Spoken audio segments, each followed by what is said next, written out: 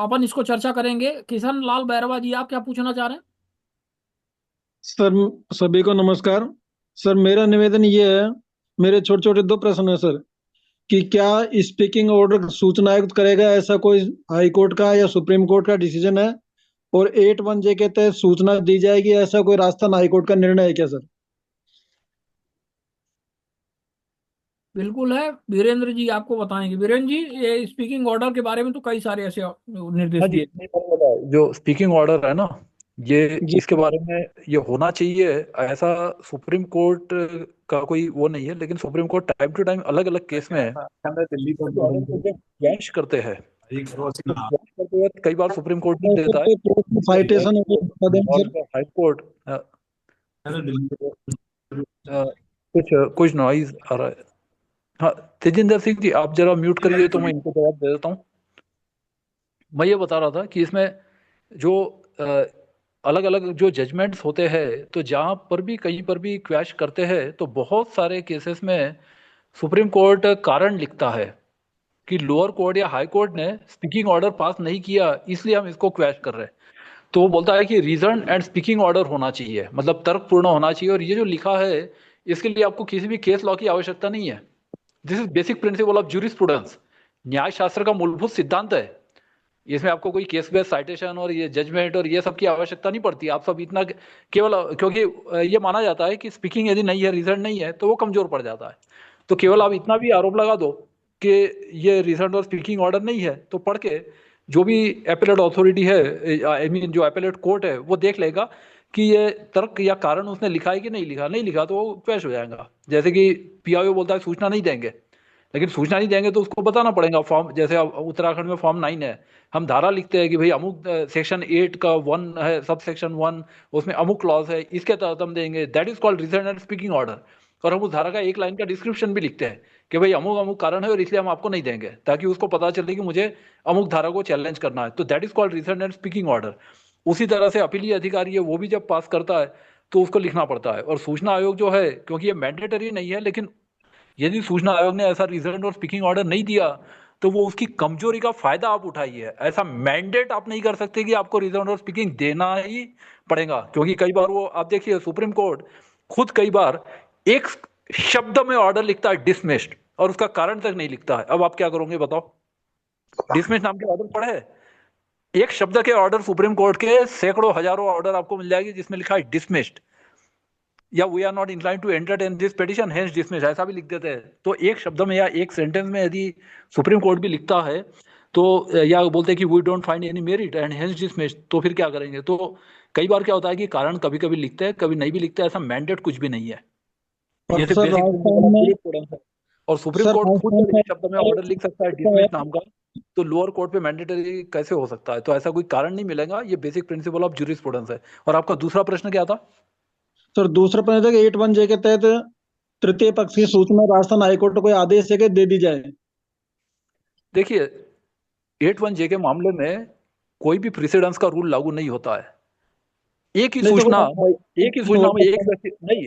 Supreme court का भी order लागू नहीं होता, हाई कोर्ट का भी लागू नहीं होता, सूचना आयोग के भी ऑर्डर लागू नहीं होते, अपीलीय अधिकारी के भी लागू नहीं होते, पीआईओ के भी ऑर्डर लागू नहीं होते। अलग अलग केस में अलग अलग ऑर्डर दिए जा सकते हैं, ये सुप्रीम कोर्ट ने खुद कहा है। ये इस बात पर डिपेंड करता है कि यदि किसी व्यक्ति ने थर्ड पब्लिक इंटरेस्ट साबित कर दिया तो उसको मिल गया, दूसरे ने साबित नहीं किया उसको नहीं मिला। तो आप सपोज मैं पीआई हूँ और आप में दो अलग अलग व्यक्ति मेरे पास लगाते हैं, तो मैं ये कर सकता हूँ कि एक को मैं दूंगा, एक को मैं नहीं दूंगा। दैट आई कैन डू, क्योंकि उसने पब्लिक इंटरेस्ट साबित कर दिया तो उसको मिलेगा, दूसरे ने पब्लिक इंटरेस्ट साबित नहीं किया तो नहीं मिलेगा। और अब तो ये पब्लिक इंटरेस्ट का जो टेस्ट है वो भी खत्म हो गया। तो अब ये 8(1) जो धारा बदल हो गई, तो अब आप पब्लिक इंटरेस्ट साबित करोगे तब भी आपको नहीं मिलेगा, क्योंकि संसद ने कानून बदल दिया है। तो वो सेक्शन ही चेंज हो गया वो। पर सर, यार, निवेदन ये है कि सूचना आयोग का एसपी आयोग कहता है कि 8(1) और 8(1) एक्ट के तहत सूचना दे ही नहीं है। सूचना आयोग भी कहता है कि आपको मिनट से अवगत करा दिया गया है और कोई कारण नहीं है किस कारण से आप 8(1) में 8(H) के तहत सूचना नहीं देंगे। न तो एसपी आयोग कह रहा है, कमिश्नर कह रहा है। नहीं, तो वो आप आयोग, वो ऐसा है, जो जो धारा लिख दी है ना, वो धारा ही अपने आप में एक कारण है। अरे ठीक है, पूजा अब आप पाठ अब आप करना है ऐप ना। डाउनलोड करके पढ़ लीजिए अभी कि जितना 8(1) हम क्या कर है। लेते हैं। और उसको सब 818 फाइल तो बनवा के एट एक पर वन जो रखवा उसको देंगे। लागू नहीं हो रही, जो इनको सूचना जरा मिलती म्यूट जा रही कर दीजिए, इसमें नॉइज आ रहा है। 818 है जो देखिए मैं वो बता देता हूँ जो दो लिख दिया उन्होंने, दो क्लॉज लिख दिया, ये अपने आप में कारण है। पहला कारण ये हो गया 81H, मतलब कि जहां पर किसी को एप्रीहेंशन या प्रोसिक्यूशन या इन्वेस्टिगेशन में बाधा पहुंचती हो तो वो 81H है, और 81J का मतलब व्यक्तिगत सूचना है। तो दो कारण उन्होंने बता दिए है। अब वो कैसे उसमें नहीं आता है, ये हाईकोर्ट में आप साबित कर सकते हैं। मान लो आपको लगता है कि ये मामला जो है ये 81H में नहीं आता है या 81J में नहीं आता है, और पीआईओ को फिर ये साबित बताएगा कि 81H या 81J में ये कैसे आता है, तो इस पर वाद हो सकता है आगे हाईकोर्ट में, यदि आप जाए तो। वो पर दो सर जो उन्होंने 7 8 कारण, दिन से ये कह रही है कि एसपीआई को स्पष्टीकरण देना होगा, आप 818 में सूचना क्यों नहीं दे रहे हो? नहीं ये आपने ये ऑर्डर सूचना आयोग का है या पीआईओ का है? पीआईओ ने ऑर्डर कर दिया, उसके बाद सूचना आयोग ने कर दिया, जिन्होंने सूचना दी निश्चय कर दिया वो सही है, आपका आवेदन निस्तारित किया जाता है। हाँ बस, तो उसमें जो कारण है उसको कारण लिखा हुआ है, और जो पीआईओ का जो ऑर्डर था वो अपीलीय अधिकारी ने अपहोल्ड किया, उसी ऑर्डर को ये सूचना आयोग ने अपहोल्ड कर लिया। तो हर एक व्यक्ति कारण नहीं देगा, कारण जो पीआईओ ने लिखा हुआ है उसको सब कोर्ट ने मान लिया है। तो अब आप उसके ऊपर अदालत में जा सकते हैं, हाईकोर्ट में, और वहां पर आप इसी को डिस्प्यूट कर सकते हैं कि 81H या 81J में ये मामला कैसे नहीं आता है, ये आपको साबित करना पड़ेगा। सर 781 क्या कहता है फिर? 781 781 तो ये कहता है कि एसपीआई कोई सूचना को रोकता है, उसका कारण बताएगा। अनवेंसा दिन कैसे सात कारण आठ बता दिया, दो क्लॉज लिख दिया, उसने दो क्लॉज लिख दिया। अब आपके नहीं समझ में आता 81H 81J, तो आप डाउनलोड करके इंटरनेट से पढ़िए ना 81H 81J में क्या लिखा है। दो कारण तो बता दिया उसने, और क्या हो गया, पर कारण फिर तो बता दिया स्पष्टीकरण ना उसने। करेगा ना, सूचना कैसे आ रही है इसमें ये? नहीं वो कैसे आ रही है वो फिर आप आगे एपेलेट लेवल पर करेंगे ना। अब यदि सूचना आयोग से भी आपका निर्णय हो चुका है तो अब आप हाईकोर्ट में जाके करिए ना कि ये निर्णय गलत है, और कैसे सर ये 81H में नहीं आता है वो साबित करेंगे। वो आता है वो साबित करेंगे, नहीं आता है आप साबित करेंगे, तो आप सर चैलेंज करिए उसको। इसलिए हाईकोर्ट का निर्णय है कि एसपीआई को स्पष्ट करना अरे होगा। आपके फेवर में हजार निर्णय हो सकते हैं, लेकिन चूंकि आपका केस हो चुका है, अब आप चैलेंज करिए और उसमें हजार केस बताइए कि भाई ये केस है और ये मेरे फेवर में ये केस लॉ है, तो वो आपको चैलेंज करोगे तभी होगा ना। जी सर। आपके फेवर में हजारों निर्णय होंगे, दैट आई एग्री, वो आप करिए ना, पिटीशन अपनी हाई कोर्ट में प्रस्तुत करिए कि भाई ये केस है जो मेरे फेवर में है, वो आप चैलेंज करिए अगले। क्योंकि सूचना आयोग ने अपना काम कर दिया, तो अब ऐसा है कि पीआईओ और जो अपीलीय अधिकारी है वो तो केस जीत गए, वो तो उसका अनुपालन कर रहे हैं ना। अब आप उसके ऊपर जाइए और उसके ऊपर का ऑर्डर लाके दिखाइए, तब फिर वो करेंगे। वीरेंद्र तो कुमार सर, इसमें सर हाँ एक बात है कि जो सरकारी अधिकारी हैं उनकी भी जानकारी मांग रहे हैं तो वो मना कर दे रहे हैं 81J में। तो जैसे अभी शिवानंद जी सर ने एक पोस्ट रखा था उसमें फर्जी अधिकारी की निमणूक हुई थी। तो सर अभी वो 81J का हमें हवाला देंगे तो फिर हम कैसे जान पाएंगे कि ये फर्जी अधिकारी है या इसकी प्रक्रिया कानून नहीं के हिसाब से हुई है। उसमें ऐसा होता है कि जो नियुक्ति है, appointment is a public activity, ठीक है ना। अब नियुक्ति के बाद जो बाकी चीजें होती है ना, क्योंकि कई बार क्या होता है कि जैसे कोई व्यक्ति मिसबिहेव करता है, सरकारी अधिकारी लोग उसका फिर वो एंटीसीडेंट और आगे पीछे ढूंढने लग जाती है कि ये कहाँ से आया क्या आया, ये सब नहीं। केवल नियुक्ति से संबंधित यदि हो then it is a public activity. बाकी जो चीजें होती है वो कई बार 81E और 81J में आती है। तो इसलिए क्या एग्जैक्टली सूचना मांगी थी ये यदि आप बताए तो फिर मैं वो 81E में या 81J में आ सकती है कि नहीं, या आती है या नहीं, वो मैं आपको बता सकता हूँ कुछ केसेस। सर उस नियुक्ति के संबंध में पूरा मतलब उसको हाँ कैसे। नियुक्ति है तो, हाँ, हाँ नियुक्ति है अपॉइंटमेंट तो, लेटर, हाँ जाति नियुक्ति है, प्रमाण नहीं नहीं पत्र। अपॉइंटमेंट, नहीं अपॉइंटमेंट लेटर नहीं, देखिए अपॉइंटमेंट लेटर है ना वो फिर व्यक्तिगत होगी। आप उसकी जो एलिजिबिलिटी को चैलेंज करना चाहते हैं आप, है ना। पहली बात, आपको यदि कोर्ट में किसी को चैलेंज करना है नियुक्ति, you don't need his appointment letter. आप सीधा ही बोलो कि नियुक्ति गलत है और कैसे गलत है साबित करिए, बिना अपॉइंटमेंट ऑर्डर के भी कोर्ट वो बता देगा, वो उससे ही मांग लेगा कि भाई तुम्हारा नियुक्ति कैसे हुआ है, एलिजिबिलिटी है या नहीं है। तो अपॉइंटमेंट लेटर जो है उसकी आवश्यकता आपको नहीं पड़ती है कोर्ट में, है ना। आपको केवल ये करना है कि भाई इसकी नियुक्ति रद्द करनी है, दैट इज योर प्रेयर। और बाकी वो कोर्ट खुद अपना अपॉइंटमेंट लेटर उसका कॉल करके बता देगा कि भाई ये है। तो नियुक्ति पत्र की आपको अपॉइंटमेंट लेटर की आवश्यकता नहीं पड़ती है। आप एलिजिबिलिटी जो है जो वो क्वेश्चन कर सकते हैं कि जो भी एलिजिबिलिटी है या जिस चीज़ में आपको डाउट है कि किस चीज़ का है, तो वो यदि आप उसमें मतलब बहुत स्पेसिफिक रह के आप यदि करें तो आपको ज़्यादा अच्छा रिप्लाई मिल जाएगा और ज़्यादा काम की सूचना मिलेंगी। अदरवाइज आप उसका पूरा पैदा होने से क्या लेके क्या क्या किया ये पूछने लग जाएंगे, तो फिर वो रीजनेबल नहीं होगा और फिर वो बोलेंगे कि ये तो व्यक्तिगत द्वेष भावना से कर रहा है और वो कोई आपको सूचना नहीं देगा, ये प्रॉब्लम आ जाती है फिर। हाँ जी, धन्यवाद। हाँ जी, धन्यवाद।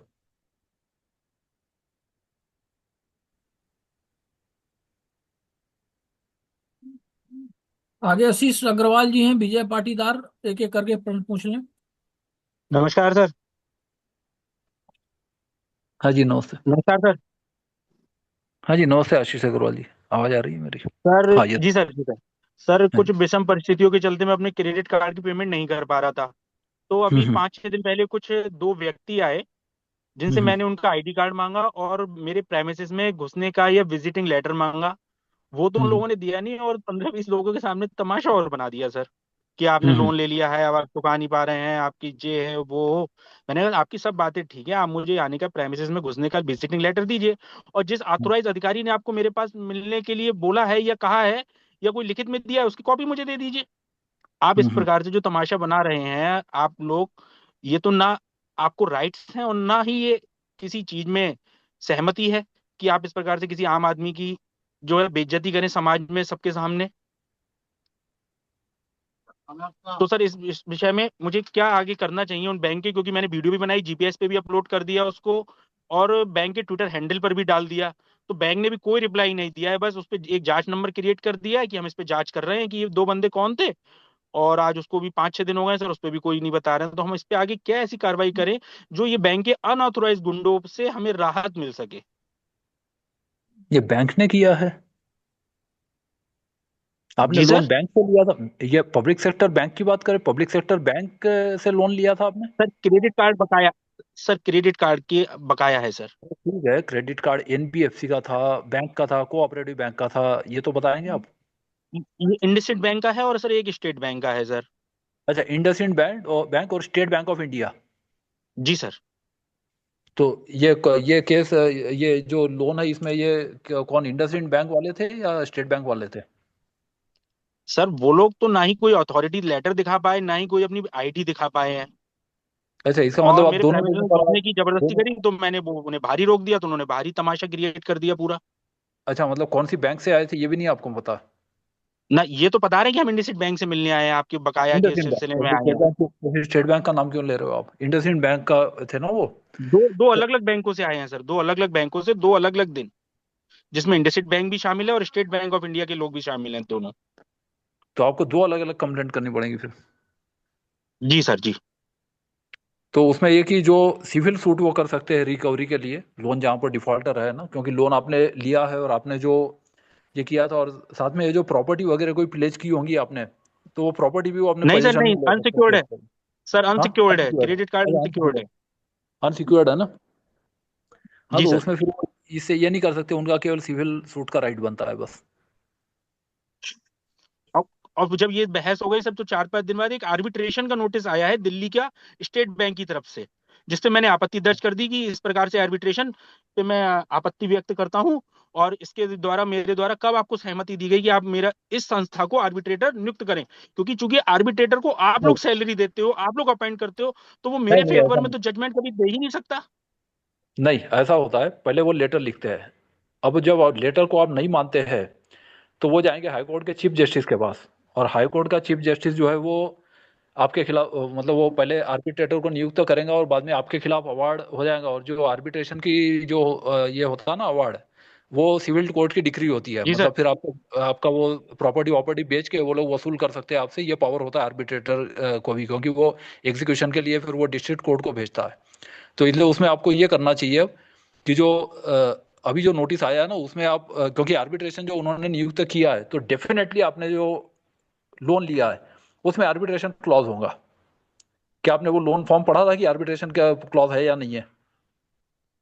हाँ, तो पढ़ लीजिए। तो इसका मतलब बिना पढ़े आपने साइन कर दी उस पर या लोन ले लिया है ना, तो पहले आप पढ़ो, मैंने उसकी आर्बिट्रेशन डिटेल क्लॉज होगा। मांगी है सर, मैंने उसकी डिटेल मांगी है।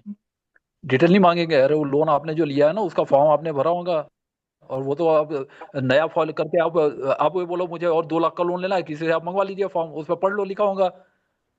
वो तो फॉर्म पब्लिक होते हैं ना, वो जैसा फॉर्म आपको दे दे वैसे आप भर सकते हो। तो वो प्रिंटेड फॉर्म मंगवा लीजिए, उसको ध्यान से पढ़ लीजिए।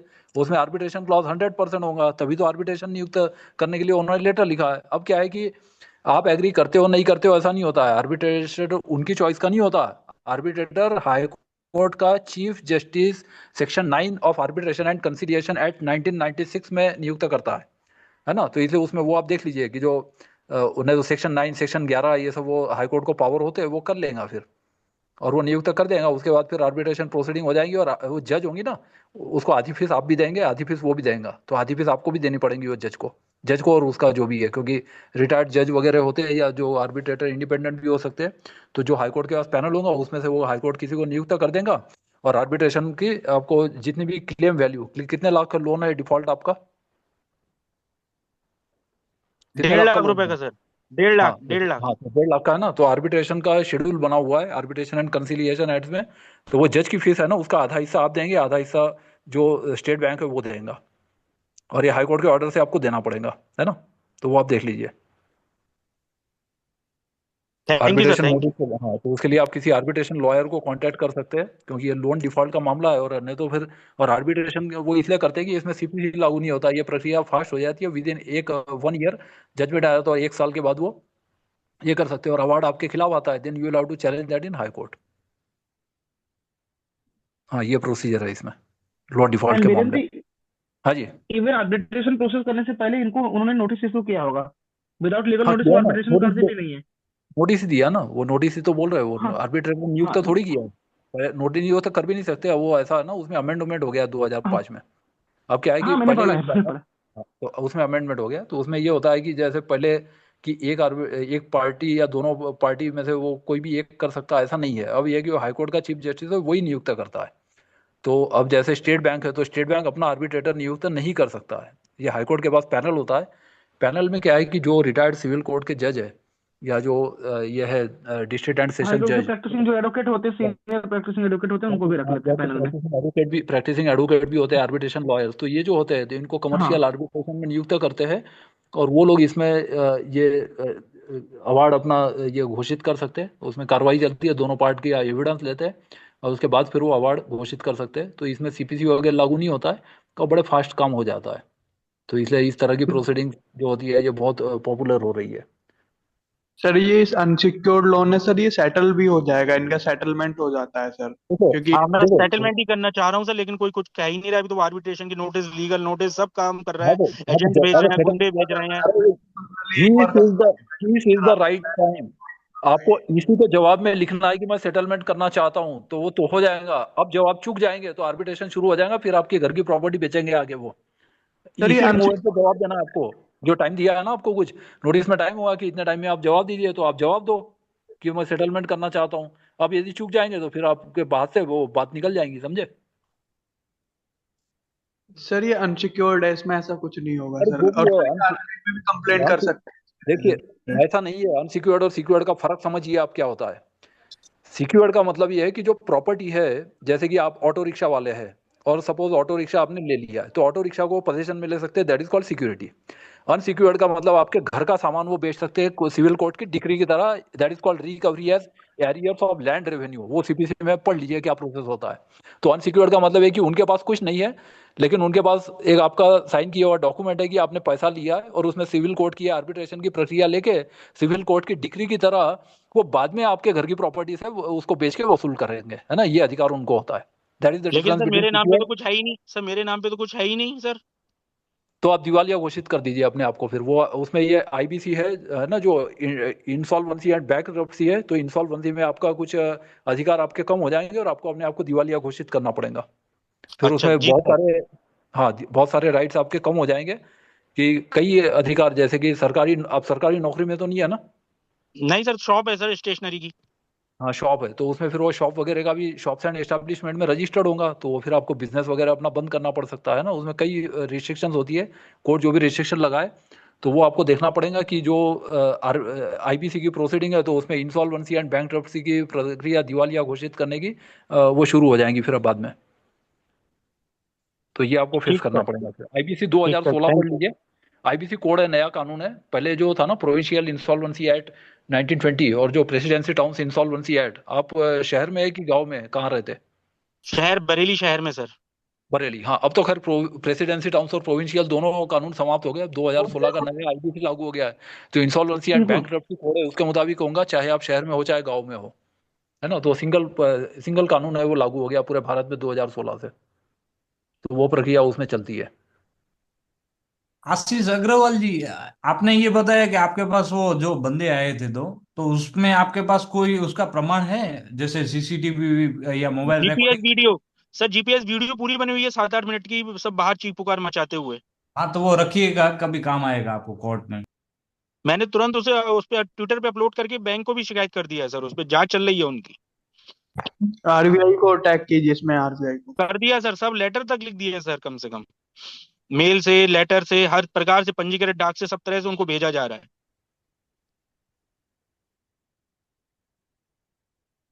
इस तरह से आप तो पास से अचानक सब नहीं कुछ सेट करना कर लीजिए, चाहिए बट था। इसको सेटल करने के चक्कर में भी पड़ी, इसको सेटल कर लीजिए, that will be better for your future. इसको सेटल कर लीजिए आराम से बैंक से किसी तरह से। आप इन सब अचानक तो नहीं प्रोसीजर में करना पड़ने चाहिए की था, इस जगह पे तरह से शोर मचाना नहीं चाहिए था। उनके अगेंस्ट में एफआईआर या फिर ये सब अभी करने की जगह पे आप सबसे पहले उसको सेटल करने के चक्कर में पड़िए, इधर उधर मत करिए, आप अपना समय खराब करेंगे। ठीक सर, ठीक सर। हाँ, बिल्कुल। Thank you sir, sir thank मेरा, यू। हेलो। हाँ भैया जी, क्वेश्चन पूछिए अपना पाटीदार जी। सर मेरा क्वेश्चन ये है कि जैसे अभी न्यूटन रिवाइज हुआ था एमपी में, तो हाईकोर्ट था इतने लग गया था, तो इतने देते वकील साहब ने इतने वो जज साहब ने इतने हटा दिया था, उसके बाद भी अभी वो न्यूटन वेटन रिवाइज नहीं हुआ है सर, उसके लिए क्या करना पड़ेगा?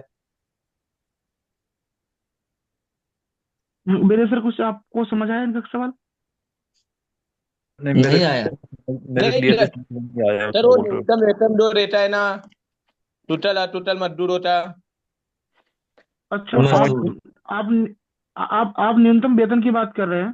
जी जी सर, एमपी में अभी हुआ था, रिवाइज हुआ था, तो उस पे जो पेट्री वाले उन्होंने आपत्ति ली थी, तो फिर वो इतने लग गया था, तो वो इतने हटने थे 3 महीने हो गए, पर वो वापिस के भरा नहीं, आउटसोर्स तो थे अभी उसको जो लोग मान नहीं रहे हैं, आप ये कह रहे हो कि न्यूनतम वेतन को बढ़ाया गया है अभी मध्य प्रदेश शासन द्वारा। उस हाँ। पे उस पे किस तरह से स्टे लग गया था, और उसके स्टे हटने के बाद भी अभी तक उस पे नहीं चल, वो फॉलो नहीं कर रहे हाँ हैं वो न्यूनतम वेतन को। बड़ा बड़ा नहीं है। जी ठीक है, वीरेंद्र सर जी। जवाब देना चाहेंगे? नहीं, इसमें तो लेबर कोड में केस हो सकता है, न्यूनतम वेतन वाला मामला है तो। सर अगर वो गवर्नमेंट का नोटिफिकेशन नहीं फॉलो कर रहे तो पहले एक बार ये वैसे भी लिख सकते हैं, गवर्नमेंट को ट्राई कर नहीं सकते सर, हैं लिख लेबर के। लेबर टोल तो लेबर टोल में भी था, और जो बड़े बड़े व्यापार फैक्ट्री वाले थे ना, उन्होंने लगाया था, तो फिर वो विवेक अग्रवाल जो जज साहब है ना, उन्होंने इतने हटा दिया था कि भाई इनको वेतन दिया जाए। हाँ, तब तो फेवर में हो गया है, तो फिर उसमें ये कि कंटेम्प्ट पिटीशन लगा सकते हो, उसका पालन नहीं कर रहे तो। हाँ लेबर सर, कोड का तीन भी महीने हो ऑर्डर है, गए। लेबर कोड का भी ऑर्डर यदि पालन नहीं कर रहे तो हाई कोर्ट में आप कंटेम्प्ट पिटीशन फाइल कर सकते हैं, क्योंकि हाई कोर्ट को लोअर कोर्ट के भी पावर को इम्प्लीमेंट कराने का अधिकार होता है। जी तो जी जी। कंटेम्प्ट और उनका याचिका, हाँ खुद का भी ऑर्डर है, तो वो अपना भी ऑर्डर को इम्प्लीमेंट कराएंगे। हाँ, यस, तो अवमानना याचिका कर सकते हैं आप, वो लेबर कोड के ऑर्डर को इम्प्लीमेंट कराए, है ना। जी जी हाई कोर्ट को अधिकार होता है, कंटेम्प्ट याचिका आप कर सकते हैं। जी जी। हाँ जी। वीरेंद्र वीरेंद्र सर, हाँ जी। मैं एक चीज थोड़ा छोटा एक को जानना चाहता हूँ। हम्म। मिस्टर विद्याधर महाजन का लिखा हुआ इंडियन कॉन्स्टिट्यूशन किताब कैसा होगा? ऑथर का नाम क्या होता है? विद्याधर महाजन। ये ये नहीं, पता नहीं, विद्याधर वीडी महाजन। महाजन सर की बात कर रही है? हाँ, वीडी हाँ महाजन, अच्छा, ये तो शायद एलएलबी टेक्स्ट बुक है ना एक। हाँ, हाँ बहुत हाँ, मोटा किताब है। हाँ, मोटा ये किताब काफी वो। ओल्ड है अभी। हाँ हाँ, लेकिन जो भी आप लीजिए उसमें देखिए कि लेटेस्ट अमेंडमेंट्स और जो, मतलब क्योंकि संशोधन टाइम टू टाइम होते रहते हैं, 100 से ज्यादा संशोधन हो चुके हैं, तो इसलिए बेहतर ये है कि आप लेटेस्ट कॉपी को ही हाँ, रेफर करें। लेटेस्ट एडिशन का बात हम बोल रहे हैं, लेटेस्ट एडिशन। लेटेस्ट एडिशन आप, हाँ, वो कर सकते हैं रेफर, यस। अच्छा, थैंक यू सर। ओके। नहीं, वीडी महाजन अच्छी बुक है, हमने भी रेफर किया, काफी अच्छी बुक है। क्या क्या? अच्छी बुक है, वीडी महाजन काफी अच्छी बुक है, अगर आप हाँ एक हाँ नॉलेज के हाँ लिए पढ़ना चाहते हो that will be better for you. हाँ, लेकिन ये ऑनलाइन में नहीं मिलता है, तो कि मैं बुक शॉप में जाके खरीदना होगा। हाँ, हम ऑनलाइन में वैसे चेक अमेजन किया पे है अवेलेबल हो सर सकता हो। प्लीज। हाँ वीरेंद्र सर, आपका कॉन्टैक्ट नंबर मेरे सर मिस हो गया था लास्ट टाइम, प्लीज आप एक बार प्रोवाइड कोई करा बात नहीं, दीजिए। हाँ, अच्छे से चैट बॉक्स में टाइप कर देता हूँ। अच्छा, हाँ, चैट बॉक्स में पूछा है ना, मैं टाइप कर देता हूँ नंबर मेरा। आशीष नारायण सर, जरा हाँ, बुक के बारे में दोबारा बताइए ना। और बुक का राइटर का नेम है V.D. Mahajan, Vidyadhar Mahajan. Constitution of India, English version है ये।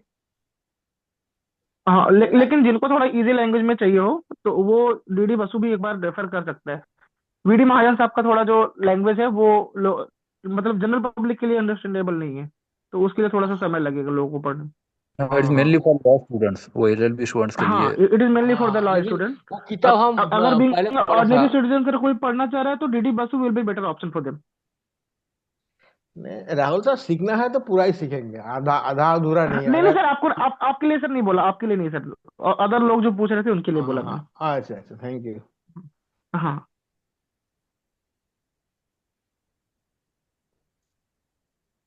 हाँ, ये जो चैट बॉक्स में जो पोस्ट किया है ना, ये लेटर बहुत पुराना हो गया। प्रस्तावित डेटा प्रोटेक्शन बिल डीपीडीपी 2022, ये जो ज्ञापन पत्र है ना, दिस इज वेरी ओल्ड है। ये तो 2 साल 3 साल पहले की बात हो गई। वो तो एक्ट पास हो गया, कानून बन गया। नहीं नहीं नहीं नहीं बीरेन जी, ये सिर्फ पोस्ट करने के पीछे उद्देश्य था कि उस समय हम लोगों ने इस मामले को चर्चा आई अच्छा, थी ना। हाँ, अच्छा अच्छा, हम ओके लोगों ओके। ने इस मामले को कई सारे कार्यक्रम में चलाया था, वो पोस्टर वोस्टर भी है, तो ये अच्छा अच्छा, ओके अपने ओके, अपने अच्छा उसके अच्छा तौर पे रहे लोगों की जानकारी में अच्छा रहे कि इसको हम लोगों ने, बहुत सारे लोगों ने भेजा भी था। भेजा भी था और हाँ, इसका यस विरोध सर, किया अच्छा, था। Okay okay okay. चलिए, अच्छा, मैं अगला ये सोच रहा क्वेश्चन था कोई क्या। किसी को हो तो ले लीजिए, नहीं तो फिर क्वेश्चन को यहाँ पे कार्यक्रम को विराम देते हैं। सर बीरेन, नमस्कार सर। हाँ, सर मेरा एक क्वेश्चन था सर। हाँ रिंकू जी ले लो लास्ट लास्ट सर ये क्वेश्चन को। मैंने सर कमिश्नर को सर वो ईमेल के थ्रू सर एक कंप्लेंट की थी सर। 1 महीने बाद सर उसमें मैंने वो आरटीआई लगाई। वो उन्होंने थाने से जवाब ये दिया कि हमारे पास कोई लेटर नहीं आया। ये एसएसपी कार्यालय होगा, थाने स्तर पे कोई लेटर नहीं आया आपका, इसलिए सूचना नहीं दे सकते हैं सर। अच्छा। हाँ तो सर कमिश्नर को जैसे एसएसपी को लेटर दिया ईमेल के थ्रू, 1 महीने बाद उसमें आरटीआई लगाई। थाने से तो सर सूचना दे रहे हैं कि हमारे पास कोई लेटर नहीं है थाने स्तर पे, थाने आजा पे कोई पत्र नहीं मिला, इसलिए हम सूचना नहीं दे सकते हैं। एसएसपी से सर वो लेटर नहीं ले रहे हैं या जो भी है, सूचना नहीं देना चाह रहे सर इस टाइप से। इसमें क्या कर सकते हैं सर इसमें? लेटर आपने किस बारे में लिखा था ये एसएसपी को? सर ये मेरे एक एफआईआर कराई थी, उसमें चार्जशीट नहीं लग रही थी सर। 15 महीने हो गए थे सर। एक इंस्पेक्टर के खिलाफ उसने धमकी दी थी सर, उसमें 504 507 में थी शायद सर, आईपीसी में। चार्जशीट आपके खिलाफ लगनी थी या इंस्पेक्टर के खिलाफ? इंस्पेक्टर के खिलाफ सर, डिपार्टमेंटल उसकी। नहीं, डिपार्टमेंटल या क्रिमिनल कार्रवाई, एफआईआर, ये दो अलग अलग चीजें होती है ना। सर मैंने एफआईआर कार्रवाई होती है। आपने क्या लेटर डिमांड दिया किया तो था? पुलिस ने एसआई के खिलाफ वो की थी सर उसमें, मतलब एसआई का अननोन नंबर था सर वो। पुलिस ने एसआई के खिलाफ क्या किया, एफआईआर की? एफआईआर कर ली सर उसमें, अननोन अननोन पर्सन के नाम से कर ली सर उन्होंने। अननोन नंबर से मतलब कॉल आई सर, ऐसे ऐसे धमकी दी, तो उसमें चार्जशीट नहीं लगा रहे उनका, क्योंकि इंस्पेक्टर का ही नंबर था, वो यूज करता था सर इंस्पेक्टर। आपका इस केस से क्या मतलब है? सर सर इन्हीं हमने को कंप्लेंट धमकी दी दिया सर, मुझे हमारे लग रहा है। मैटर में चार्जशीट नहीं लग रही ना उसमें सर। नहीं, एफआईआर आपके खिलाफ हुई है? नहीं, इंस्पेक्टर के खिलाफ सर, अननोन पर्सन बन के सर, जो भी है वो। वीरेन सर, इनका कहने का ये मेरे मतलब है कि इनके केस में कोई मैटर रहा होगा। हाँ वीरेन सर, मैं जहाँ मुझे समझ आ रहा है, ये कह रहे हैं हाँ, कि इनके केस में कोई कंप्लेंट रही होगी, उसमें चार्जशीट नहीं लग रही थी, तो उसने जो आईओ था, आईओ ने इनको फोन करके इनको कुछ धमकी दी होगी, तो इन्होंने वो धमकी, जो इनको जिस नंबर से फोन किया था, इन्होंने उस नंबर के अगेंस्ट एफआईआर कराई आईओ के नाम करके। हाँ जी सर। लेकिन अच्छा पुलिस ने अच्छा, जो ये एफआईआर बात- रजिस्टर करी है वो ओके, ओके। अननोन करके रजिस्टर अच्छा कर अच्छा, लिया। अच्छा अच्छा, समझ गया। हाँ हाँ। तो हाँ तो इसमें आप परस्यू करिए एसएसपी को फिर से कि भाई इनके खिलाफ ये हमने लिखा था, इस पे कार्रवाई हुई नहीं है ना? आरटीआई में सर वो ये बोल रहे हैं कि हमें नहीं, लेटर ही इसमें नहीं मिला इसमें तो इसमें तो सर ये भी हो सकता है ना, एक आरटीआई लगा के पूछ सकते हैं, एक्शन टेकन रिपोर्ट, कोई फाइल लोडिंग मांग सकते हैं। लेकिन आरटीआई ये थाने में लगा रहे हैं, थाने जबकि में लेटर लगाइए इन्होंने ना। लिखा है एसपी को, लेकिन नहीं, आपने लिखा एसएसपी था ने एसपी लगाई को। सर तो आरटीआई। आप एसएसपी के, या तो एसएसपी के आरटीआई लगाइए, और या तो आरटीआई को उसको एक रिमाइंडर भेज दो, एसएसपी को एक, कि भाई इसमें कार्रवाई हुई नहीं, वैसे भी उनके ध्यान में ला दो, तो वो तो फॉलो अप कर लेंगे। वीरेंद्र सर, अभी अगर इनका अभी उस मामले में अगर इन्वेस्टिगेशन हो रही है तो वो इन्फॉर्मेशन इनको नहीं देंगे। इनके लिए बेटर ऑप्शन देगा कि 156(3) में जाके उसकी रिपोर्ट मंगवा लें कोर्ट में ही, कि क्या एक्शन अभी तक हुआ है, और उनको वो कोर्ट मॉनिटर भी कर सकती है। या फिर हाँ वो खैर वो 156 सीआरपीसी का, या फिर 175 सीआर बीएनएसएस हाँ का है, उसमें जाके अगर कोर्ट में एप्लीकेशन लगाएंगे तो कोर्ट मॉनिटर कर सकता है कि क्या हुआ है अभी तक।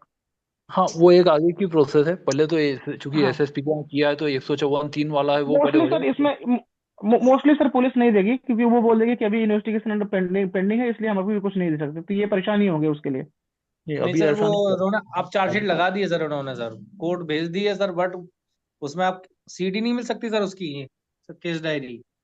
नहीं तब आप तो सवाल नहीं चार्जशीट पूछ पा रहे हो, आप क्या पूछना चाह रहे हो, आप खुद ही अभी तक तो अभी आप बोल रहे थे फिक्स कि नहीं हो। चार्जशीट नहीं लगी है, अब आप बोल रहे हैं कि चार्जशीट लग वो गई कुछ है। कोर्ट, मतलब आप दो अलग अलग बातें हो गई है। तो मतलब पहले अब आपने क्या अलग बताया? एक में जवाब इन्होंने ये दिया है कि चार्जशीट जा चुकी है, बट ये कह रहे हैं कि कार्रवाई क्या की गई, उसमें ये कह रहे हैं कि हमें लेटर ही नहीं मिला सर। अलग नहीं अलग नहीं, जवाब दे रहे हैं सर, आरटीआई में, उसी में एक ही आरटीआई चार्जशीट में। चली गई तो कोर्ट से ले लो ना आप। चार्जशीट तो कोर्ट से मिल जाएंगी आपको। वो तो कोर्ट में आप सर कोर्ट से मांग लो आप अपना वकील करके, चार्जशीट मिल ठीक है जाएगी सर। आपको। आप तो अभी तो बोल रहे थे कि चार्जशीट ही फाइल नहीं हुई। ठीक है, जयपाल नहीं सर, सिंह मेल खींची। के थ्रू एप्लीकेशन जयपाल करी सिंह थी देखो खींची सर, का जो देखो इतना पहले आप डिले हुआ समझ सर लो उसके लिए। चार्जशीट ये देखो पहले आप फर्क समझ लो। चार्जशीट अलग होता है, फ्रेमिंग ऑफ चार्ज अलग होता है। पुलिस जज को जो देती है दैट इज कॉल्ड चार्जशीट। इसको फाइनल रिपोर्ट भी बोलते हैं, क्लोजर रिपोर्ट भी बोलते हैं। ये होता है ओके। सीआरपीसी 173 में।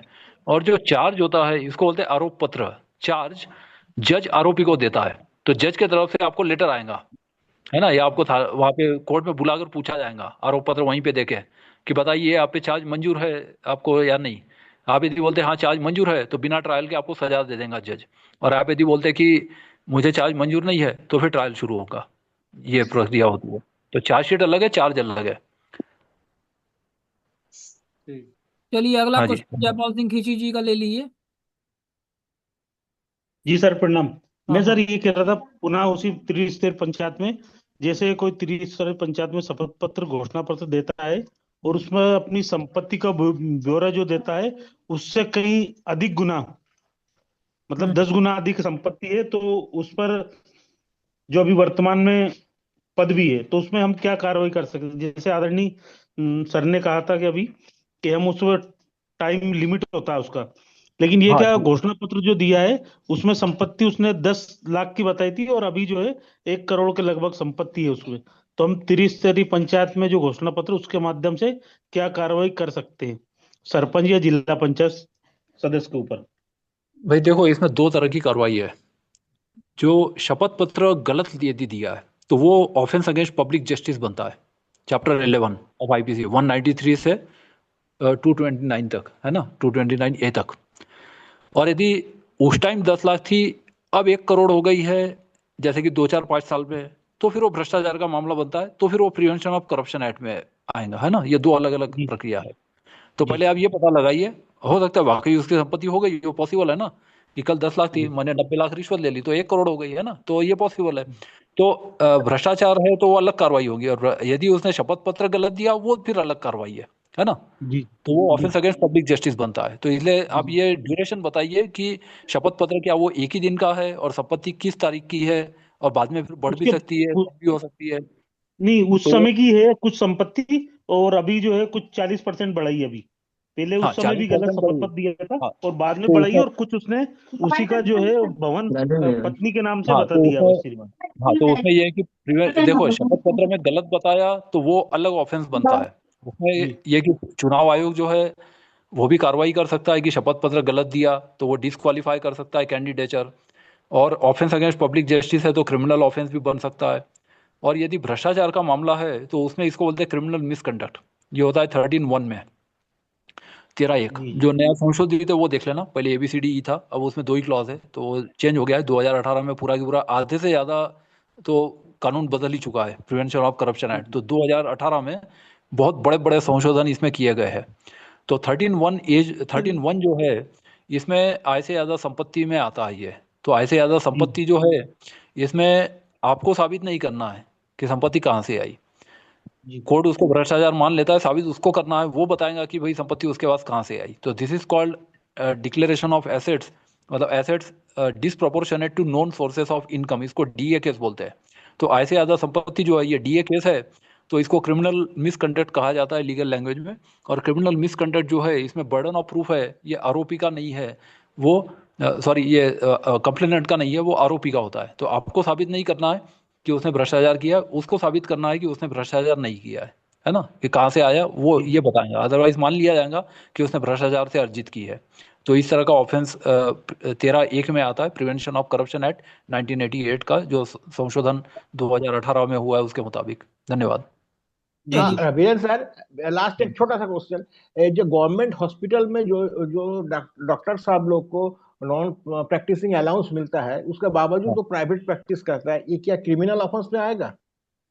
नहीं, इसमें ये होता है कि जो IMA सॉरी अपना ये जो है ना मेडिकल कमीशन ऑफ इंडिया, हाँ उनको कंडक्ट किया सकते हैं। ये क्या है कि एक तरह का मिसकंडक्ट है, और ये जो उनका लाइसेंस होता है प्रैक्टिस का, हाँ वो भी कैंसिल किया जा सकता है, क्योंकि इसमें मतलब गवर्नमेंट के होते हैं या मेडिकल कॉलेज में भी होता है ना। तो मेडिकल कॉलेज में क्या होता है कि जहाँ पर NPA मिलता है, नॉन प्रैक्टिसिंग अलाउंस, तो नॉन प्रैक्टिसिंग अलाउंस इसीलिए दिया जाता है कि वो प्राइवेट अपना क्लिनिक ना चलाए, है ना। जैसे हम टीचर्स है, अब टीचर्स है तो हम प्राइवेट ट्यूशन नहीं लेते हैं, लेकिन हम टीचर्स है, कॉलेज में हम नहीं पढ़ाए और बच्चे को बोले कि भाई तू घर आके पढ़ ले और इसकी ट्यूशन फीस मुझे अलग से देना, तो उसी तरह की इरेगुलरिटी होती है।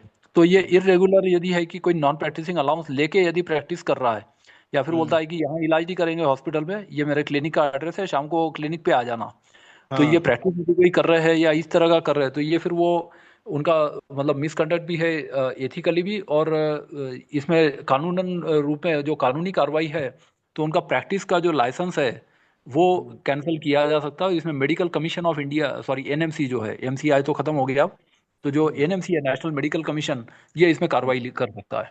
तो मेरा पास 10 गो डॉक्टर का लिस्ट है, जो गवर्नमेंट डॉक्टर है, ये लोग वेस्ट बंगाल गवर्नमेंट का, वो लोग नॉन प्रैक्टिसिंग अलाउंस लोग को मिलता है, लेकिन शाम को जाके नर्सिंग होम में बैठ जाता है, हाँ एकदम जी, वो पक्का। NMC में बिल्कुल आप कंप्लेंट कर सकते हैं, नेशनल मेडिकल कमीशन में आप सीधा लिख दीजिए, NMC उसमें कार्रवाई करेगा इसकी।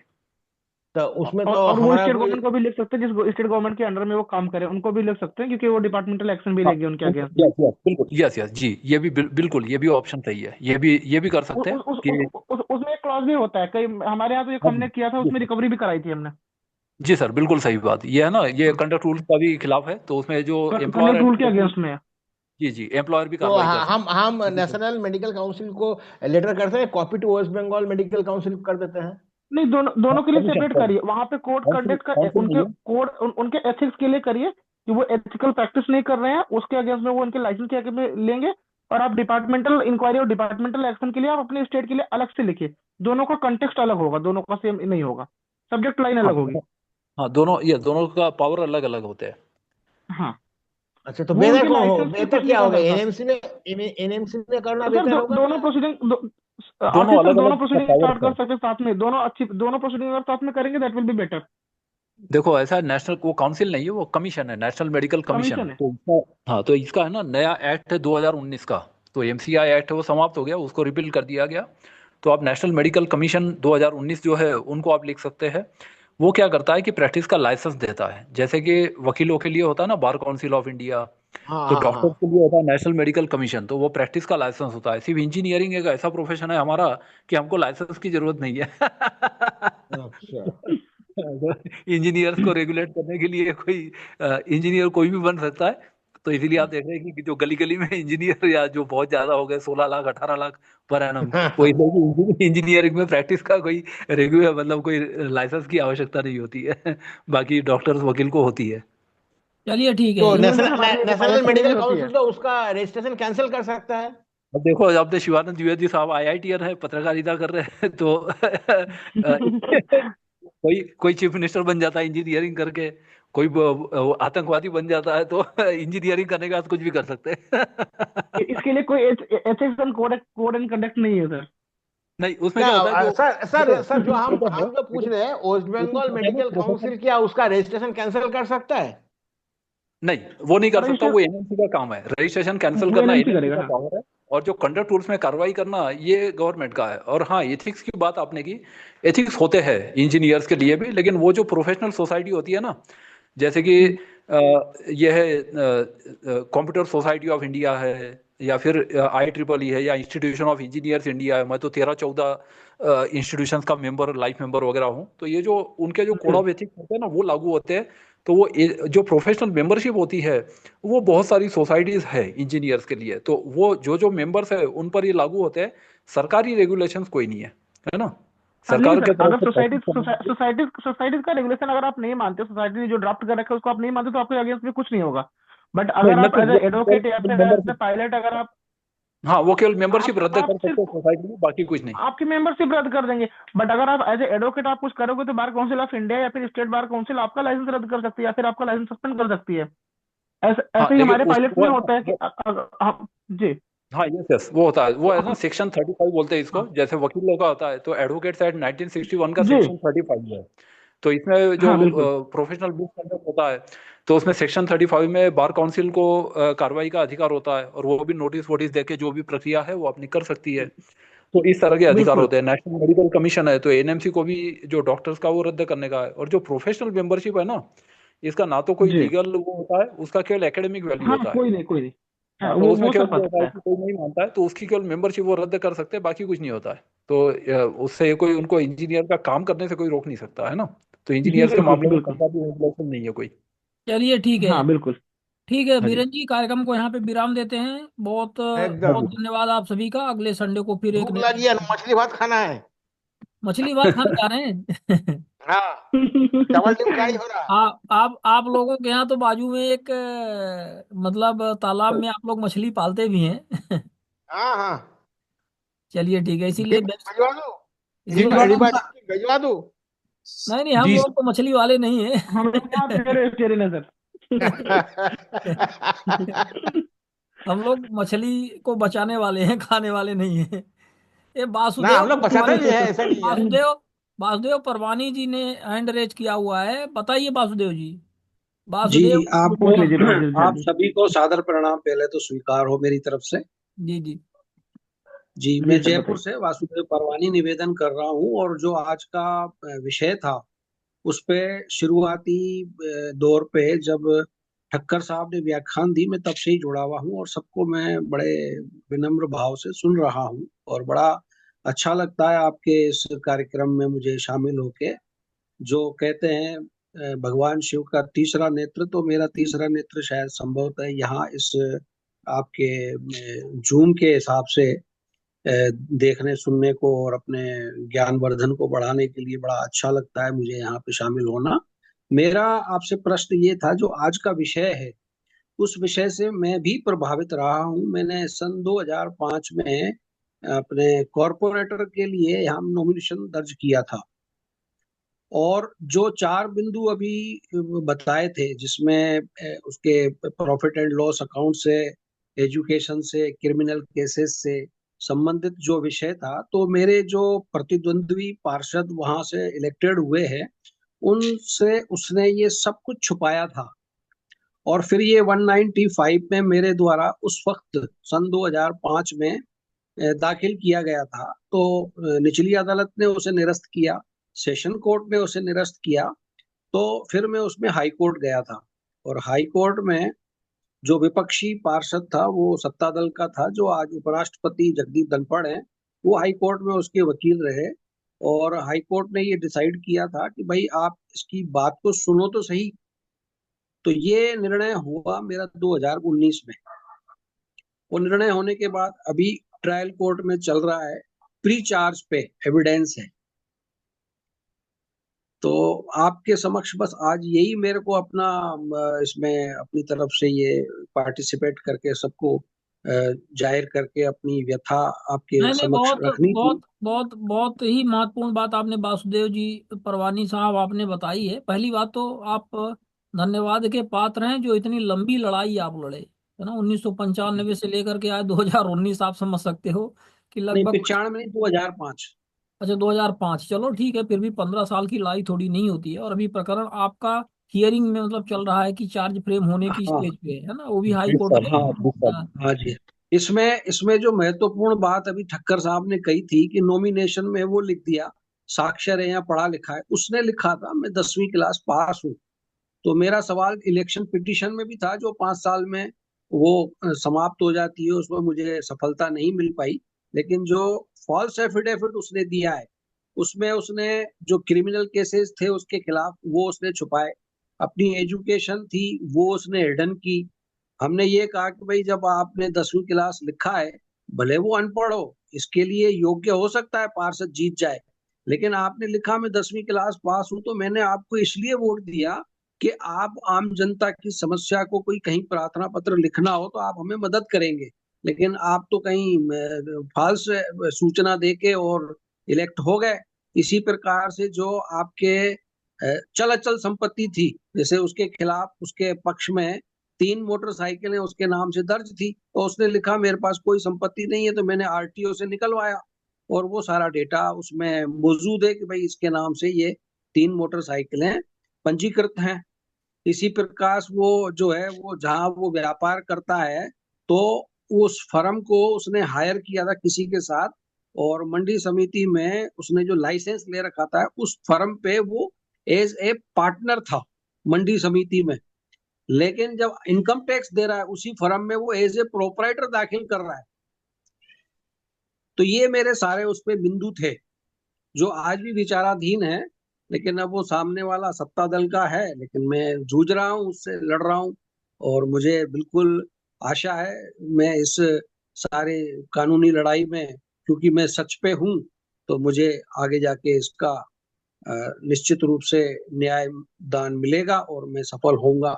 ये मैं अपना प्रकरण आपको सबके सामने ये रखना चाहता हूँ। और अगर इस मेरे विषय से किसी के पास कोई अतिरिक्त जानकारी विशेषज्ञता की हो, कोई सुप्रीम कोर्ट का जजमेंट हो, तो कृपया मेरा आप सबसे करबद्ध निवेदन है कि वीरेंद्र मुझे जी, आप वासुदेव मार्गदर्शन परवानी करके साहब के अनुग्रहित विषय करें। में क्या कुछ है आपके पास इंफॉर्मेशन, कुछ बताना चाह रहे हैं वीरेंद्र जी? हाँ, नहीं, मैंने अपना कॉन्टैक्ट नंबर चैट बॉक्स में दे दिया है ना, तो उसमें ये कोई स्पेसिफिक मतलब ये हो तो वो और डिटेल्स बताकर हो सकता है कि मैं इससे कोई चीज़ ढूंढ के उनको दे सकता हूँ, है ना। तो इसलिए नंबर मैंने चैट बॉक्स में दे दिया है मेरा, तो उस पर कॉन्टैक्ट कर अच्छा, सकते हो भविष्य में। जी जी चलिए, ठीक ठीक है ठीक है वासुदेव जी, जुड़े जी। रहिए बहुत बहुत कार्यक्रम में। जी, बहुत बहुत आभार आपका सबका। और इसी प्रकार आप हर सप्ताह जो आप अपना अमूल्य योगदान और समय हाँ, देते हैं हमारा लोगों का इसके, कुछ न कुछ तो हर सप्ताह रहता ही है और चलता रहेगा इसी तरह बिल्कुल से। बिल्कुल, मैं काफी टाइम से आपसे जुड़ा हुआ हूँ और मुझे काफी इसमें मार्गदर्शन मिलता है और मेरी ज्ञान का वर्धन होता है। सही और बात है, मैं भी चर्चा एक चर्चा चलती रहनी सामाजिक चाहिए। क्षेत्र से जुड़ा व्यक्ति हूँ, जिसको भी कहीं ऐसी जरूरत होती है तो मैं उसका भी ज्ञान वर्धन करता हूँ सर।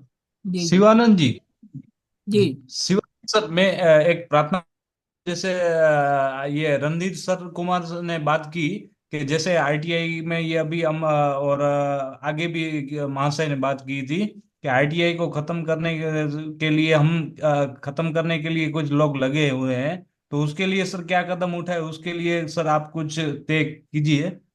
देखिए, उसके लिए यही है कि सतत हम लोग प्रयास करते रहें, चर्चा करते रहें, अपने अपने स्तर पर लेख करते रहें, और जहाँ जैसी आवश्यकता है तो गैदरिंग हो करके, जहाँ जहाँ जो जहाँ जैसे हैं तो गैदरिंग हो करके सरकार को, शासन प्रशासन को ज्ञापन सौंपें उन चीज़ों को, फैक्चुअल की मतलब यहाँ यहाँ ये ऐसे हो रहा है, इसको रोका जाए, इस तरह से यही किया जाएगा। और जहाँ जैसी आवश्यकता है तो हाई कोर्ट सुप्रीम कोर्ट में पिटीशन दायर की जाएगी। फोरम फॉर फास्ट जस्टिस और सबसे संबंधित लोग हैं, उनके लायक कोई सेवा हो तो आप लोग बताइए, तो उनको इसमें इन्वॉल्व किया जाए, कुछ पिटीशन दायर करवाया जाए। यही लोकतांत्रिक तरीके हैं जो किए जा सकते हैं, और बाकी क्या किया जा सकता है? गैर लोकतांत्रिक तरीके तो हम लोग उपयोग नहीं कर सकते। समझ रहे हैं आप? हम लोग चर्चाएं करते रहें, और साथ में कोई मैटर है तो उसको कोर्ट तक हम लोग ले जाएं।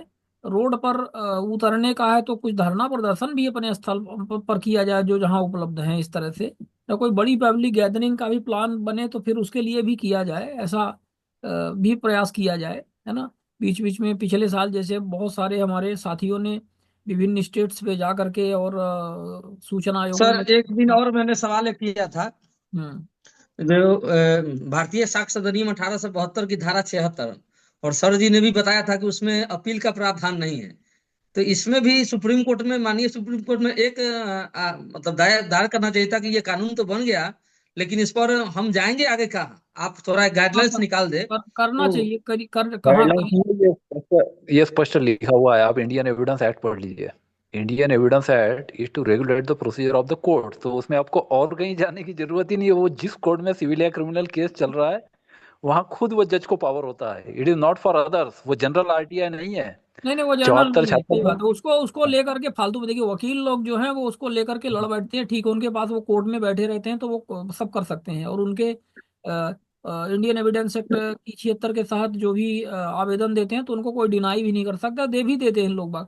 लेकिन आम हाँ आदमी देख ऐसा नहीं लीजिए। कर सकता है ना, वो आम आदमी नहीं के एक लिए, हमारे दोस्त इंडियन सर एविडेंस ही एक्ट आम आम आदमी के पब्लिक के लिए। लिए है नहीं। हाँ इंडियन एविडेंस एक्ट आम पब्लिक के लिए है ही नहीं, नहीं इसको भाई, लेकर आरटीआई बहुत की बार जरूरत डिस्कस कहाँ हुआ है पड़ती है मीटिंग भाई। में। हाँ वही बात है। लेकिन हम जो चीज लास्ट में कहना चाहता हूँ एक सेकंड में, कि हम लोग को ये थोड़ा सोचना चाहिए, फोरम फॉर जस्टिस को हम लोग रिक्वेस्ट कर सकते हैं, इन्वॉल्व कर सकते हैं। दो ठो केस लेके हम लोग इन्हीं की अगर वजह से जाना आदमी चाहते हैं, खास करके आदित्य बंदोपाध्याय वाला केस, और वो जो क्या बोलता है, वो जो नाम याद नहीं आ रहा, और आदित्य बंदोपाध्याय और एक तो केस था ना जिसको हम्म लेके खाली, और गिरीश चंद्र देश पांडे वाला केस, ये दोनों ब्रिटिश केस के लिए हम लोग आगे कुछ लीगल कदम उठा सकते हैं, सुप्रीम कोर्ट में रिव्यू या अपर बेंच पे जा सकते हैं। क्या के लिए ये दोनों को अगर हम लोग ऑर्डर को चेंज कर सकते हैं तो हम लोग को बहुत आरटीआई में राहत मिलेगा। ये मेरा ओपिनियन है, इसको लेके हाँ बातचीत करना चाहिए हम लोग को थोड़ा। हमारे और इसमें बिहार में लीगली सर, हमारे बिहार लीगली में यही हो एक सकता है। एक आदमी शुरू कर दिया है इस चीज के लिए, 100 रुपया का पोस्टर डाल करके भारतीय साक्ष्य अधिनियम 1872 की धारा 76 के तहत मेरे कहने के द्वारा उन्होंने कर दिया है। अब 1 महीना का इंतजार हम लोग कर रहे हैं, उनको बोले कि चलिए आप उपभोक्ता न्यायालय में जाइएगा, देखते हैं क्या करता है। पहला कोशिश हम लोग शुरुआत किए हैं, तो करिए उसमें करिए ज्यादा इसमें, कोई प्रयास सक्सेस करिए। मिलेगा बोल के हमको लगता नहीं है। प्रयास कीजिए, उपभोक्ता कोई न्यायालय बात का नहीं, वो नहीं बनता उसमें, वो लेकिन उसका कानून में ऐसा कोई जुरिस्डिक्शन नहीं प्रावधान बनता। है नहीं। ऐसा कोई प्रावधान नहीं है उपभोक्ता न्यायालय का भी, उसमें कोई जुरिस्डिक्शन नहीं है। कुछ लोग कर रहे हैं ये, लेकिन इसमें कोई केस लॉ या लीडिंग मतलब सुप्रीम कोर्ट हाई कोर्ट का कोई हो तो उसको हम अथॉरिटी मानते हैं। कोई कंज्यूमर फोरम ने या किसी ने वो ये दे दिया है तो वो फिर बाकी लोग माने उसको, ये जरूरी नहीं है। कोई जरूरी नहीं। ना तो ना इसमें ये प्रॉब्लम आती है इम्प्लीमेंटेशन में। तो प्रयास इसलिए करने में क्या जाता है, करके देख लेते हैं, कहीं हो नहीं गया नहीं, तो। करिए वो बहुत सारे अलग लोग कर बात है, रहे हैं, लेकिन प्रयास का नतीजा तो दिख रहा है ना। बहुत सारे हाँ लोग कर हाँ, रहे हैं, आप भी करिए। अच्छा, जी करिए। जी कर जी। लीजिए एक बार, मन का शांति हो जाएगा। वो आपको ग्रुप में मैं भेज दूंगा, उन्होंने क्या मांगा सो। जी जी, ठीक है, ठीक है, चलिए। हाँ, इसको फिनिश चलिए करते हैं। धन्यवाद। Okay, thank you. मिलते हैं अगले संडे।